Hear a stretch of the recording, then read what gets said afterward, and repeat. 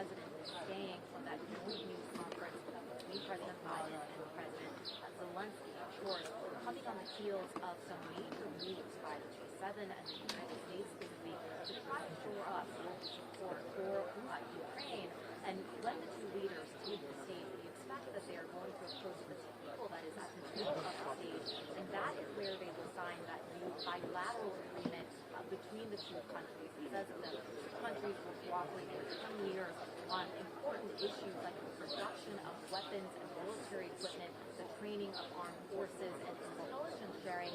And it's really important to underscore just the sense of urgency here that's in place for both of the leaders. Of course, President Zelensky has made really clear how much he is depending on this kind of boosted support from all of the other countries that are supporting Ukrainians' war efforts to try to gain momentum on the battlefield. And then for President Biden, all of this is coming at a moment where he's just facing his re-election several months away, and of course is very, understanding of the fact and sensitive to the fact that, if there is a second Donald Trump term, that raises a whole lot of questions about what could happen to the U.S.'s support for Ukraine, as well as some of the actions that have been taken here at the G7 this week. Now, the president is expected to face two questions from two reporters, as is typical at a so-called 2-and-2 press conference where two leaders are on stage. Of course, the shortage of questions both related to foreign issues and issues at home the president will be asked about.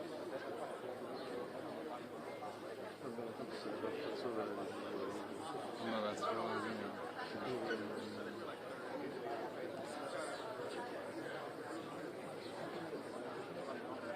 Deborah, for all of the discussion about the war in Ukraine this week at the G7,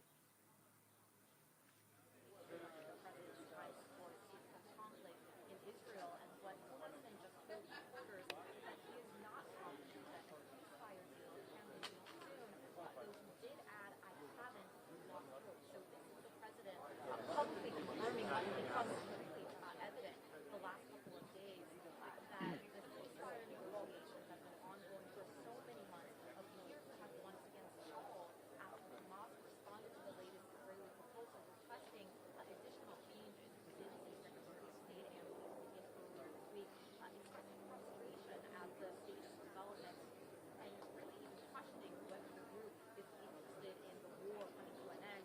And this certainly has to be a frustrating moment for President Biden as well. There's been so much on the line as he has tried to navigate this war, and has certainly paid a political price at home throughout the course of the year as well.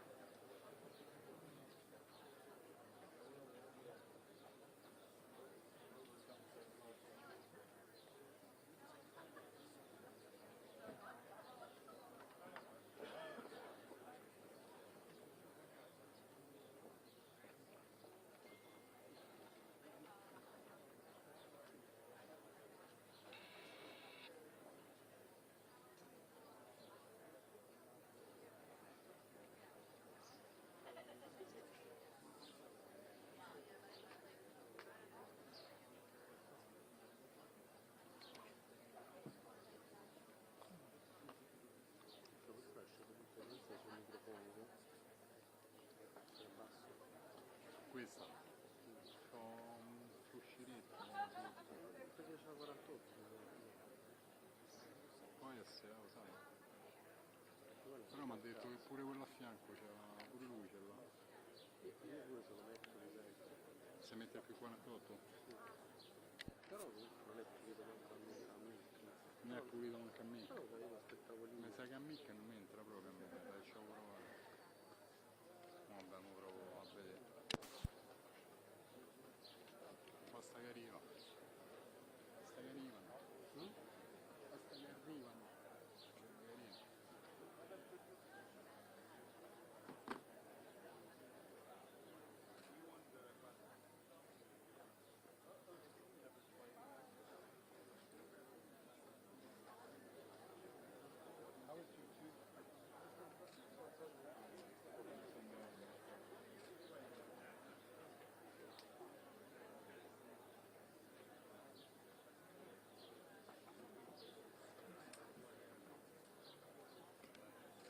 Comunque sto per fondare questo violetto, c'è la luce bianca.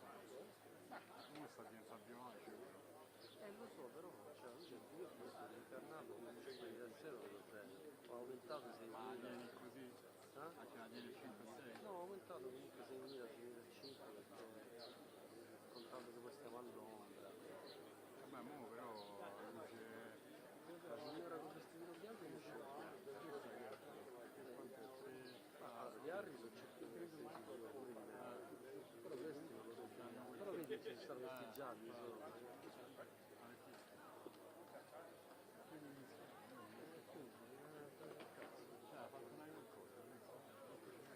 Io non so. Però sai cosa? Quelli sono proiettori, quelli arrivano. Infatti proiettano pure le ombre, diciamo. E sono quelle gialle che stanno vedendo sui nipoti. Cioè queste qua bianche di chi non sta disegnando. Non so di mai.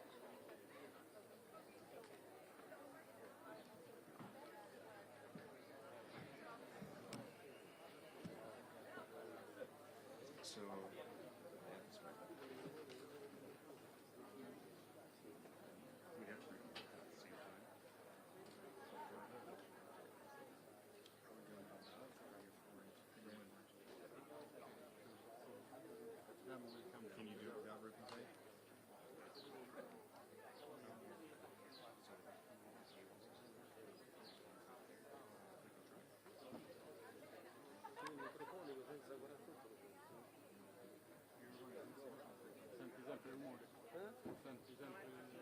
E c'è il rumore di fondo, c'è il guadagno. Non è proprio. Ah sì.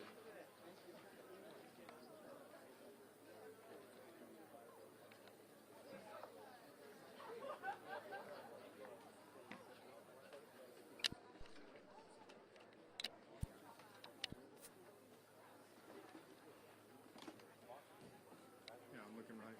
I'm looking right. See, good. Yeah.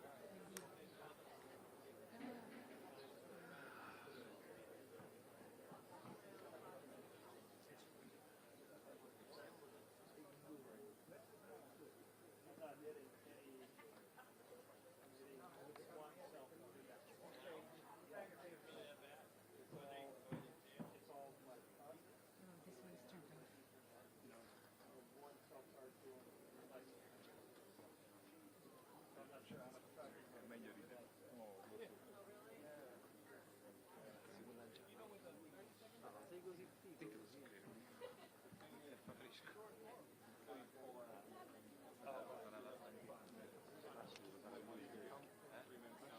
lui riesce a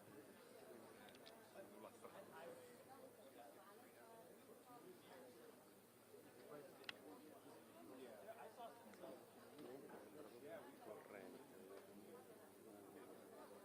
Ah, quella ronzola. Dopo quando parla è bellina, cioè che regolare, cioè non c'ha spazi, è però una bella ronzola. una bella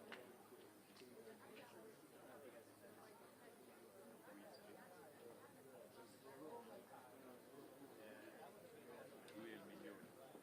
vabbè, iniziamo a stare avanti. Chiediamo.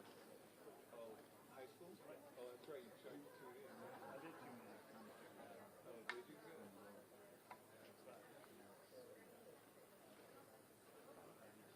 I get home, all my stuff. That's okay. The brothers can come in together. How much?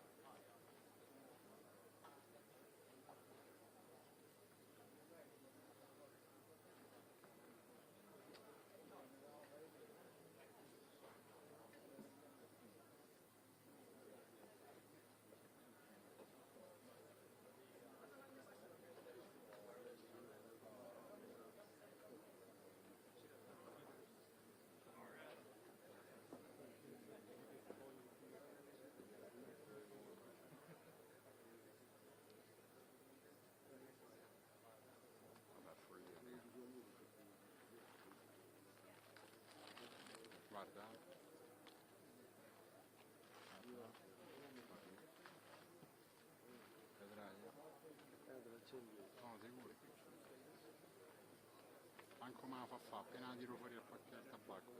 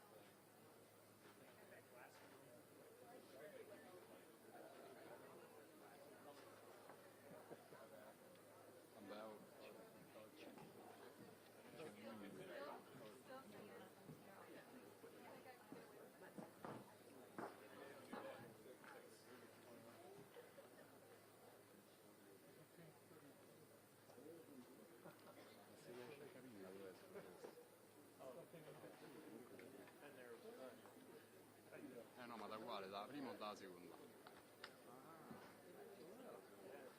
Quella più vicina a noi. Quella più vicina. No, quella più lontana.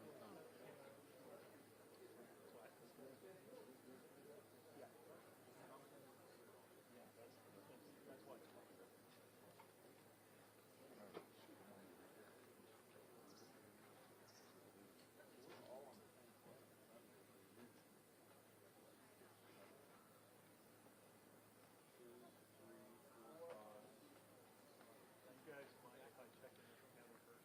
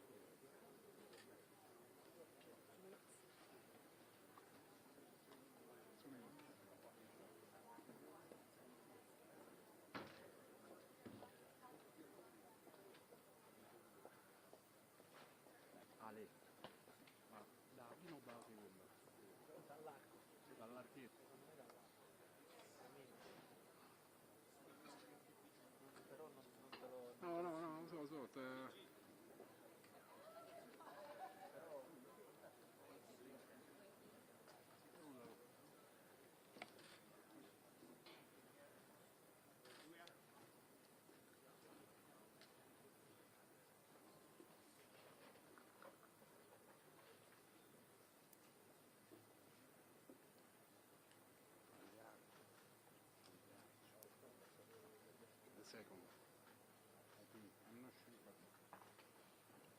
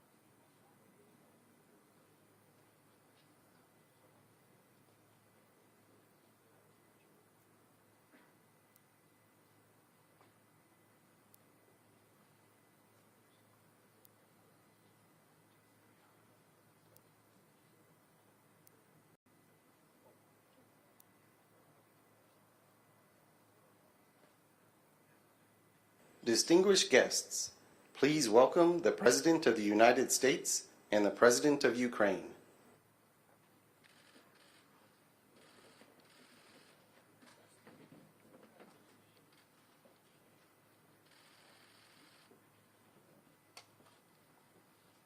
Both leaders will now sign an historic new bilateral security agreement between the United States and Ukraine.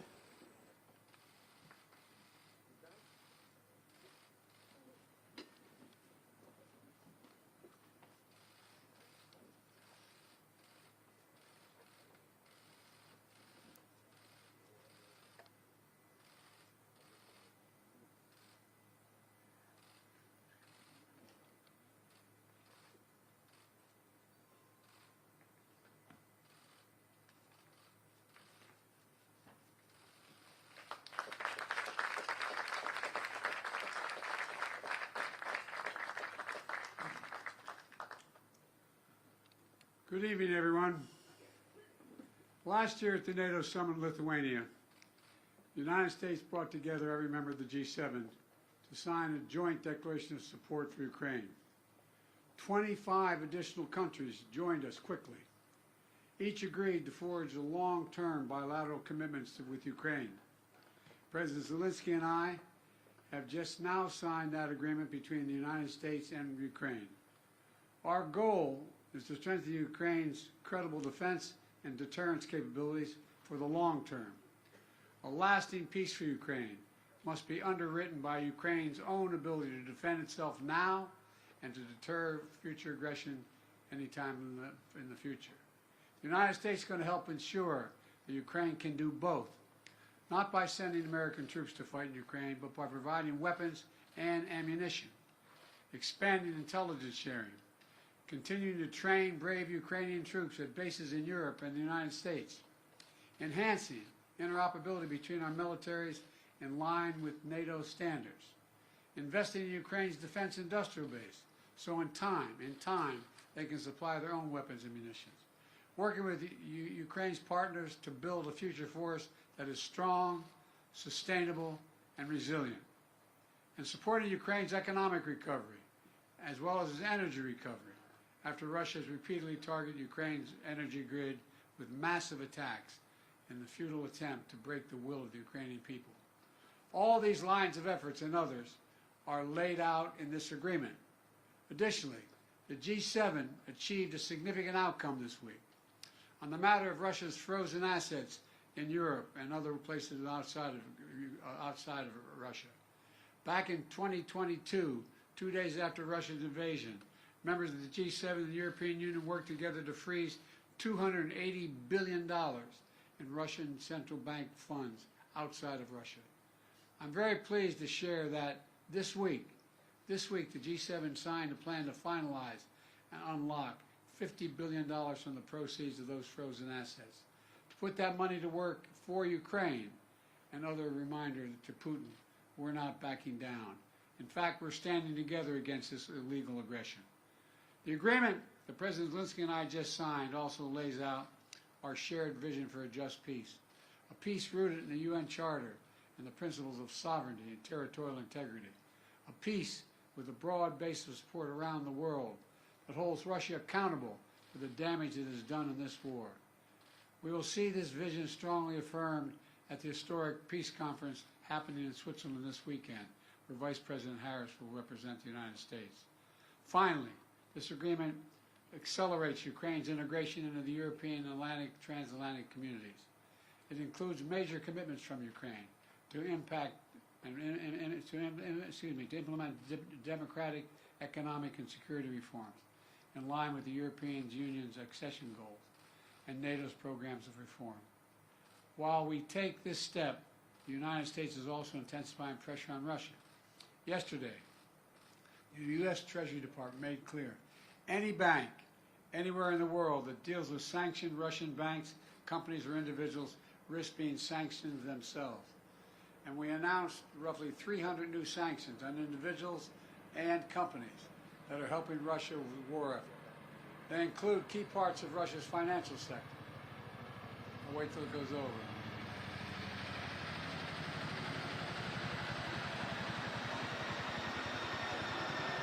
As well as individuals and entities that supply Russia with items critical to its defense production, like microelectronics, machine tools, and industrial materials. We also sanction more Russian future energy projects, that Russia's natural gas oil projects that are under construction and are not yet fully operating. Putin is counting on revenues from these projects. Our sanctions will disrupt those plans. Plus, at the G7, we discussed our shared concern about countries like China, who are supplying Russia with materials they need for their war machine. And we agreed to taking collective action to push back against that activity. Let me close with this. We've taken 3 major steps at the G7 that collectively show Putin he cannot wait us out. He cannot divide us.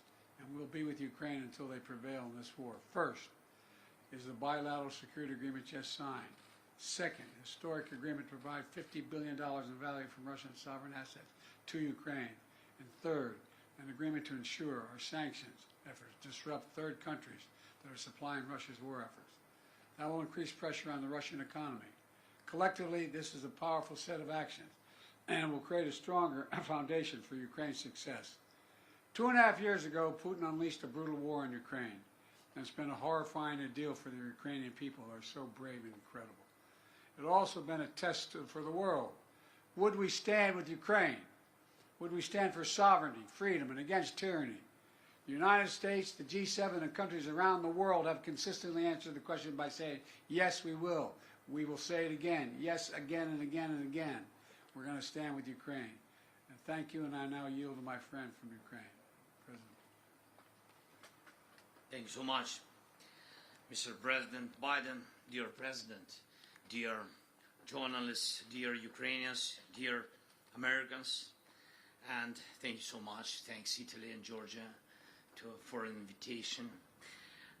Dear friends, today is a truly historic day, and we have signed the strongest agreement between Ukraine and the US since our independence. And this is an agreement on security and thus on the protection of human life. This is an agreement on cooperation and thus on how our nations will become stronger. This is an agreement on steps to guarantee sustainable peace, and therefore it benefits everyone in the world, because the Russian war against Ukraine is a real global threat. I thank you very much, Mr. President, for your leadership, which is reflected in particular in this agreement and in your years of support for Ukraine. I thank our teams, both teams, thanks very much for making sure that the details of the agreement are really good. And of course, I want to thank every Ukrainian soldier, all our people whose courage made this level of alliance between Ukraine and the United States possible. And I'm proud of our people and what Ukraine can do, and I'm very grateful to all Americans, to everyone in America who strengthens American leadership. So, under the points of the agreement, first, the agreement contains a very detailed, legally binding part, and this means the credibility of America's support for our Ukrainian independence. Secondly, security commitments from the United States are based, among other things, on the sustainability of security and defense support, not only for the duration of this war, but also for the period of peace after the war. And we will definitely ensure peace. Third, it clearly states that America supports Ukraine's efforts to win this war. Fourth, the agreement has good provisions on weapons for our defense, whereas specifically on the Patriot systems, whereas specifically on the supply of fighter squadrons to Ukraine. That's right, plural squadrons, including but not limited to F-16s. We have worked for a long time for this. The agreement is also very specific about the supply of the necessary weapons, joint production and strengthening of the defense industries of our countries through our cooperation. And this is something that will not only provide security, but also new good jobs for Ukrainians and Americans. The agreement also outlines what is needed in terms of intelligence information. The agreement contains key aspects of protecting the lives of our people. Fifth, it is very important that the agreement also addresses the issue of Russia's just responsibility for this war and its attempts to destroy Ukrainians. America supports both fair compensation for the damage caused by Russian strikes and working out ways to ensure that frozen Russian assets are used to protect and rebuild Ukraine. The agreement also includes sanctions and export controls that will make Russia feel the pain for what it is doing against the freedom of peoples. And two more things. I'm grateful that the philosophy of our security agreement is in fact the philosophy of the alliance, And that is why the issue of NATO is covered through the text of the agreement. It states that America supports Ukraine's future membership in NATO and recognizes that our security agreement is a bridge to Ukraine's membership in NATO. It is very important for all Ukrainians and for all Europeans to know that there will be no security deficit in Europe which tempts the aggressor to war and makes the future uncertain. Now we are clearly defining everything. We will cooperate for the sake of victory, make peace guarantees effective and provide the necessary security for our people. And thank you, Mr. President, for your leadership in the G7's decision on 50 billion loan for Ukraine. It's a vital step forward in providing sustainable support for Ukraine in winning this war. Russian immobilized assets should be used for defending lives of Ukrainians from Russian terror and for repaying the damage aggressor caused to Ukraine. It's fair and absolutely right. Mr. President, thank you, your team. I would also like to thank the United States Congress for their support, both parties, both chambers. Thank you, and thanks to every American heart that does not betray freedom and supports us. Slava Ukraini!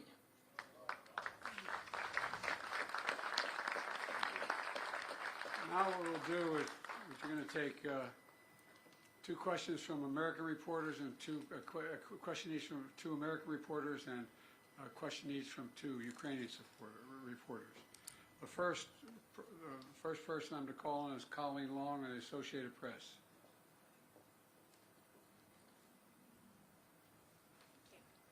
Thanks, Mr. President.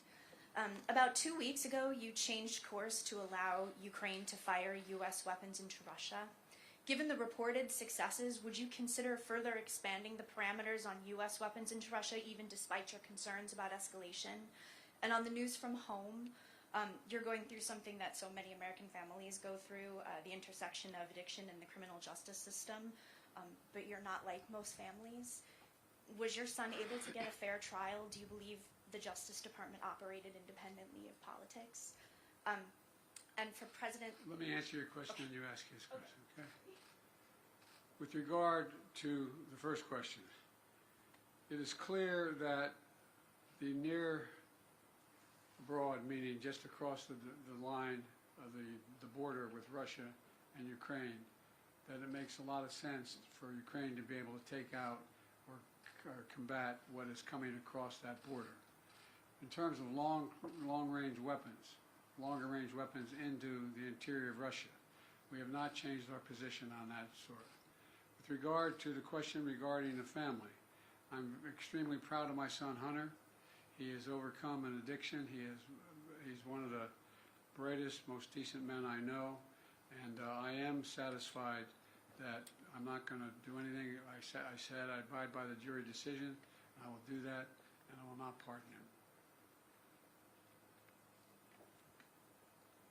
President Zelenskyy, a number of leaders here in Italy, including President Biden, are facing upcoming election challenges. How will the security agreement signed tonight and the other promises of support continue if they are not in office? And what's your contingency plan if they don't?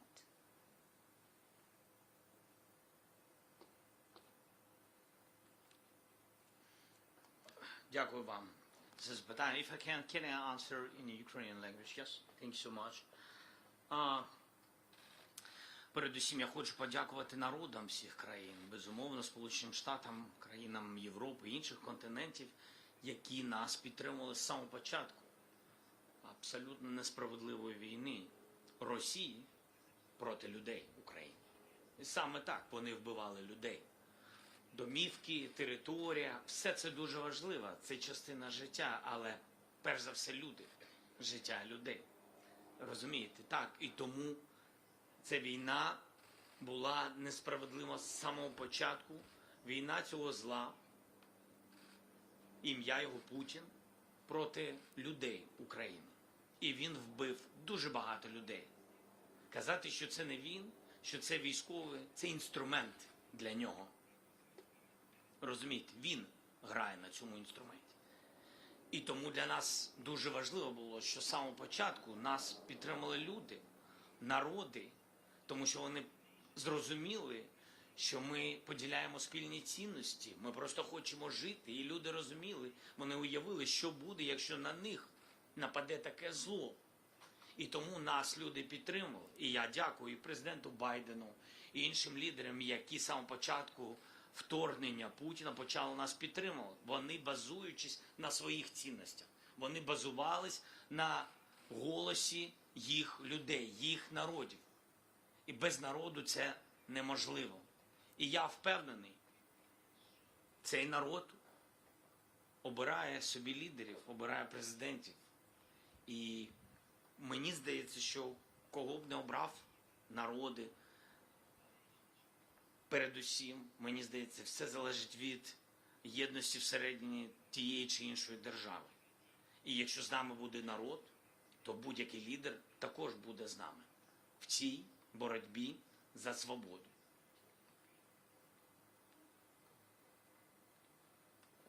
Call on a Ukrainian reporter.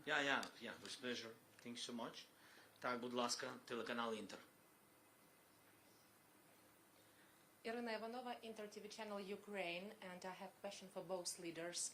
So today, during the G7 meeting, the discussion focused on developing Ukraine's air defense system based on the most advanced Western complexes and also on enhancing range capabilities. So my question is, can you provide any details on the initiative and about the readiness of our allies to take part in it? Thank you. I'd be happy to respond to that. We have acquired commitment from 5 countries so far for Patriot batteries and other air defense systems, as well as we let it be known to those countries that are expecting from us air defense systems in the future, that they're going to have to wait. Everything we have is going to go to Ukraine until their needs are met, and then we will make good on the commitments we made to other countries. I think President Biden already answered your question. Really, he knows, and all other partners, they know that urgently we need 7 Patriot systems. Yes, to save our cities, not all of them, it's a pity, but urgently 7. And we discussed the possibility of having 5 of them. It's true, but the partners work on it. It doesn't mean that tomorrow we will have these 5 systems, but we see in the closest future good result for Ukraine. You'll have some relatively quickly. American reporter, Josh Weingrove, Bloomberg. Thank you, Mr. President. I have a question for President Zelenskyy shortly on the announcements, but if you don't mind, I'd like to ask you about your discussions on the situation in Gaza here at the summit. You were asked just a short time ago about it after the skydiving demonstration. Can you give us your assessment of Hamas's response? And do you believe that they are trying to work towards a deal, or is this response working against a deal? And what is your message to allies, including those here at the G7, about what more, if anything, the U.S. can do to drive towards a peace agreement? Thank you. I wish you guys would play by the rules a little bit. I'm here to talk about a critical situation in Ukraine. You ask me another subject. I'll be happy to answer it in detail later. But the bottom line is that we've made an agreement. I've laid out an approach that has been endorsed by the UN Security Council, by the G7, by the Israelis, and the biggest hang-up so far is Hamas refusing to sign on, even though they have submitted something similar. Whether or not it comes to fruition remains to be seen. We're going to continue to push. I don't have a final answer for you. And to President Biden's point, a question about today's discussions. President Zelenskyy, the $50 billion today, you've had the supplemental, of course, from the U.S. Congress recently.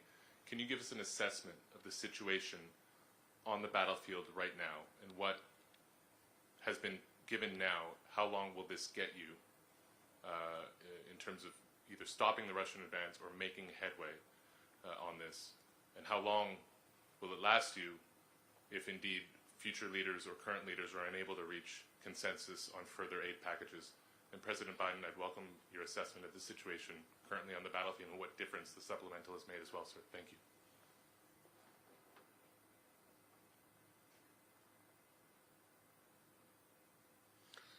Дякую за ваше запитання. Ми дійсно очікували фундаментального пакету підтримки в Конгресі Сполучених Штатів Америки.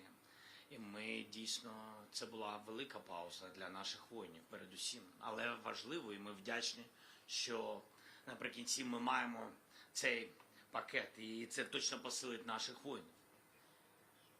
Так, це дало можливість за цю паузу 6-8 місяців ворогу спробувати окупувати Харків. Але ця спроба була зупинена нашими воїнами. Була дана відсіч і, незважаючи ні на що, зірвали їх всі плани.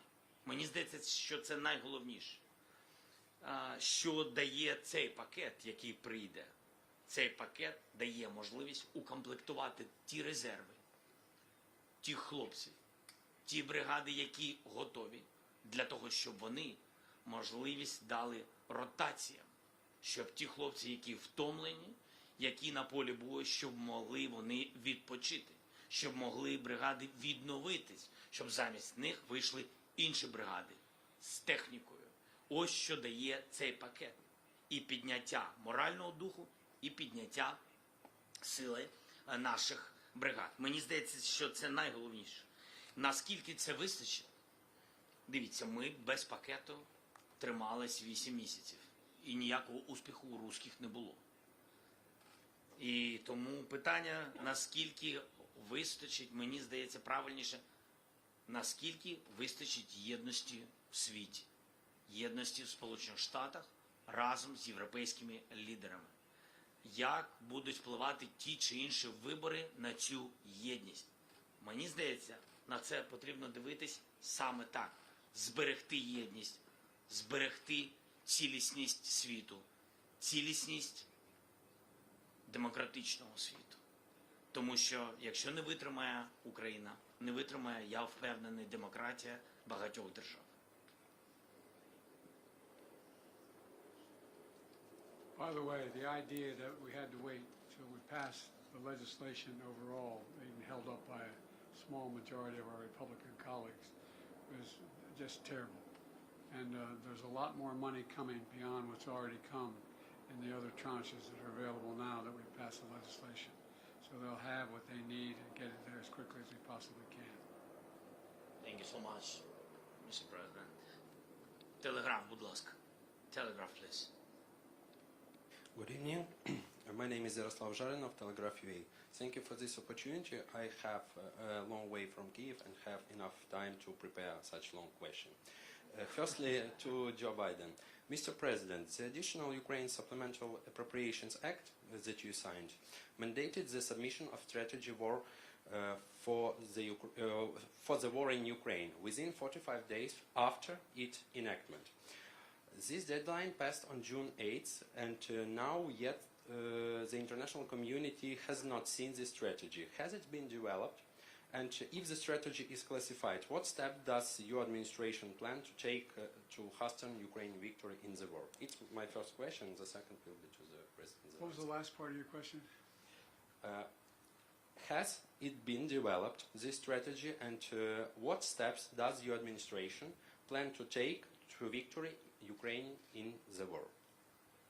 The steps we're going to take to make sure that Ukraine has victory and that Russia does not prevail is continued support.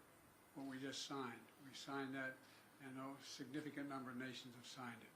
We have convinced the G7, we've got support of the G7, and quite frankly, 48 other countries. We sat with the Prime Minister of Japan, South Korea. We have 50 nations who signed up beyond NATO and the G7. And so we're going to stay as long as it takes. With regard to the plan, that is a plan in process now. We're discussing with our Ukrainian friends exactly what it would be. We have a a lot of movement toward that. We know the outlines of it. We have not done the detail of it all. But we know what Ukraine is capable of doing when given the material to defend themselves, and that's exactly what they're doing now. І друге запитання до президента Зеленського буде українською. Останнім часом ви зробили ряд досить різких заяв на адресу Китаю, і при цьому в пресі поширюються чутки про можливий початок поставок китайського озброєння до Російської Федерації. Окрім цього, Китай, ймовірно, просуває власний мирний план серед інших країн. Які мотиви у Пекіну зараз? Чи можливо, на вашу думку, переломити бачення Китаю і яка в цьому роль Сполучених Штатів? Ну і, мабуть, фінальне запитання, чи є, на вашу думку, Китай спільником Росії у війні проти нашої нації? Дякую. Skip. Too many questions. Okay, but yes, I understood that your trip was long.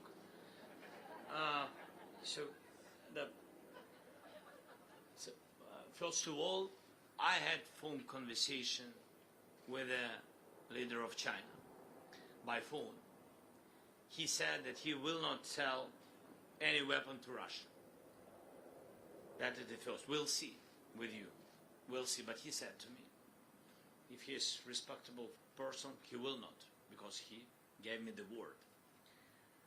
The second, you know very good with details our peace formula is very open for everybody, basing on charter, yes, UN nation, and you know that it bases on next principles: territorial integrity, sovereignty, nuclear security, food security. If China has alternative view on it, it can prepare alternative peace formula. If we share common views on it, like with globally with all the world, I think so. So if they share the same way to peace, we will find dialogue. By the way, China is not supplying weapons, but the ability to produce those weapons and the technology available to do it. So it is, in fact, helping Russia. Thank you all so very much. Appreciate it. This concludes our press conference. Thank you, everybody.